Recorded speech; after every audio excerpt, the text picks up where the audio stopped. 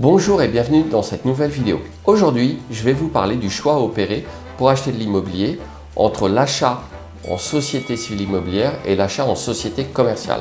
J'écarte évidemment le nom propre, c'est uniquement pour les personnes qui veulent acheter en société.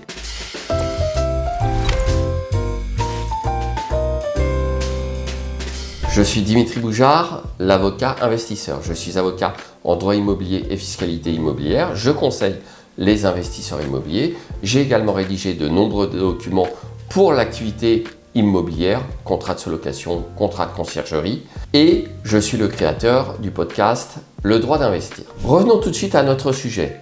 Pourquoi acheter en SCI plutôt qu'en société commerciale ou inversement? Nous allons comparer les deux régimes. Tout d'abord, caractéristique principale de la société civile immobilière. Pour acheter en société civile immobilière, il faut être au moins 2 associés.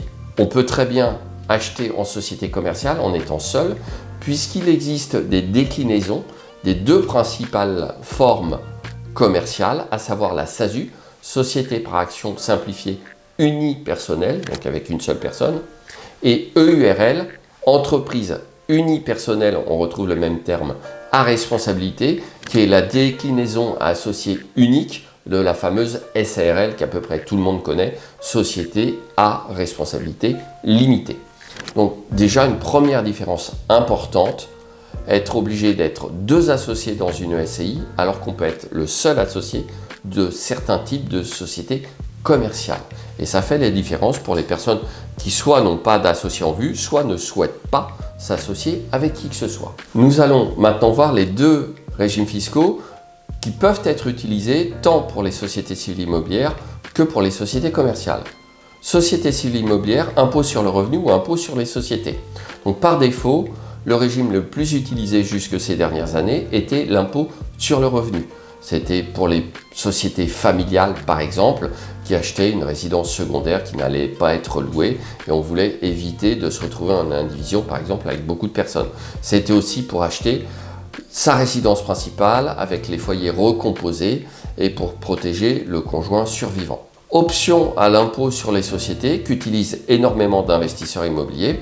Alors attention, je rappelle que le choix d'un régime fiscal vous engage pour de très nombreuses années et que ceci ne doit pas être fait à la légère. Il y a des avantages à l'option à l'impôt sur les sociétés, mais il y a aussi des inconvénients et celui qu'on met le plus souvent en avant est celui de l'inconvénient lors de la revente éventuelle du bien. Bon, ce n'est pas l'objet précis de cette vidéo, donc allez voir d'autres vidéos sur la chaîne YouTube ou mieux, si vous avez vraiment des projets spécifiques et que vous envisagez cette option, n'hésitez évidemment pas à me contacter pour du conseil personnalisé. Voyons maintenant le régime fiscal des sociétés commerciales. Et là justement, dans ce régime fiscal, c'est plutôt l'inverse, à savoir que le régime par défaut va être l'impôt sur les sociétés. Donc SARL, SASU, EURL, SAS, peu importe, le régime fiscal le plus utilisé est l'impôt sur les sociétés. Nous avons des SARL qui, par exemple, dans le régime dit des SARL de famille, vont opter pour une imposition spécifique avec une transférence fiscale vis-à-vis des associés. On aura donc un régime qui ne sera pas purement celui de l'IS.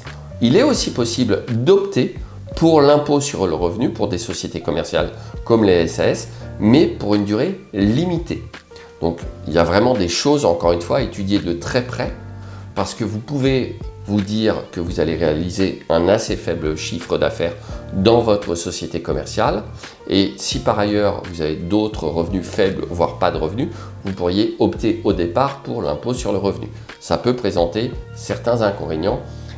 L'objet encore une fois de cette vidéo est de faire une comparaison, acheter de l'immobilier en SCI ou en société commerciale. Mis à part ces particularités sur les options fiscales à choisir IR, IS, il y a aussi des différences entre les 2 sociétés concernant la responsabilité des associés.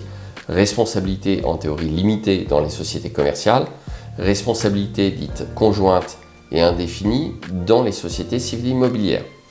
Ces limites sont plus théoriques qu'autre chose puisque les banques, dans un cas comme dans l'autre, vont vous demander le plus souvent de vous porter caution personnelle et solidaire. Je vous invite à aller voir une autre vidéo spécialement sur le sujet de la responsabilité des associés pour avoir d'autres détails.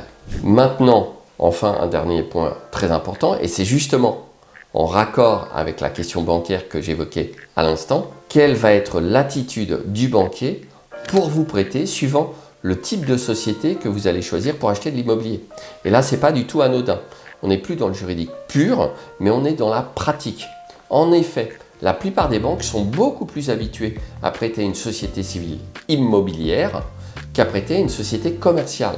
Et vous n'aurez pas les mêmes interlocuteurs entre la personne que vous allez voir pour emprunter via une société civile immobilière et la personne que vous allez voir pour obtenir un prêt professionnel pour une société commerciale. Conséquence, vous obtiendrez très souvent des conditions à peu près similaires aux conditions de prêt à des particuliers en société civile immobilière, alors que vous obtiendrez des prêts des sociétés commerciales, donc des prêts pro, avec une durée quasiment systématiquement limitée à 15 ans, un taux d'apport plus élevé, 10 à 30%, et un taux d'intérêt également plus élevé. Donc, une fois que vous avez écouté tel ou tel interlocuteur, et c'est là un vrai problème qu'en rencontrent les investisseurs, votre banquier peut vous dire pas de problème, mais investissez en SCI parce que à titre personnel, vous avez déjà atteint votre seuil maximum d'endettement.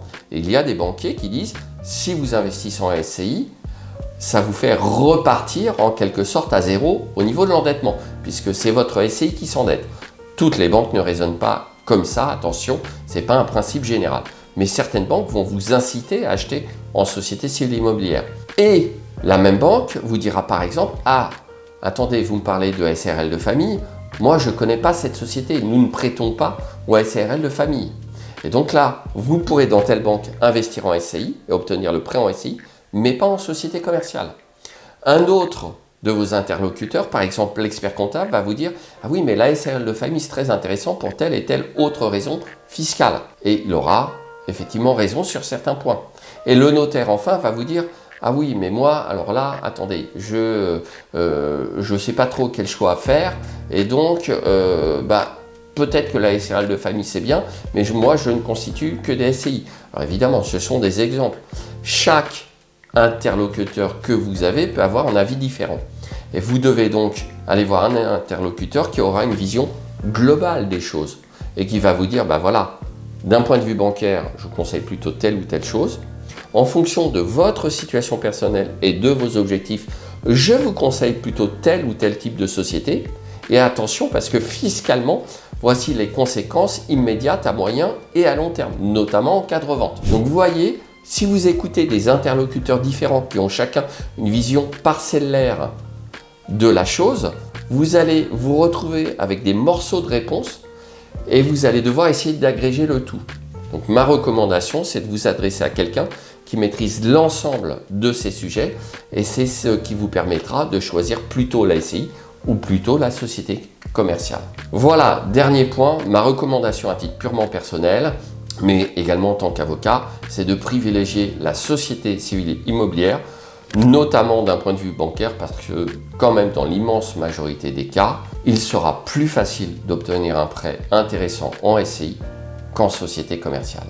Évidemment, sur tous ces sujets, si vous voulez aller plus loin, je vous invite à rejoindre le podcast qui est en fait l'Avocast, le droit d'investir. Alors vous ne le trouverez pas sur Deezer ou Spotify, petit coup de pub en même temps pour ces plateformes, mais sur la plateforme dédiée le droit d'investir, évidemment, allez dans la description de la vidéo pour aller plus loin. Vous aurez des vidéos additionnelles, vous aurez un point d'actualité hebdomadaire et un coaching commun chaque mois en live avec moi pour me poser toutes les questions, par exemple, qui vous viendront suite à cette vidéo, parmi les nombreuses fonctionnalités du droit d'investir. Voilà, j'ai été ravi de faire cette vidéo avec vous. Évidemment, je vous dis à tout de suite dans la prochaine vidéo.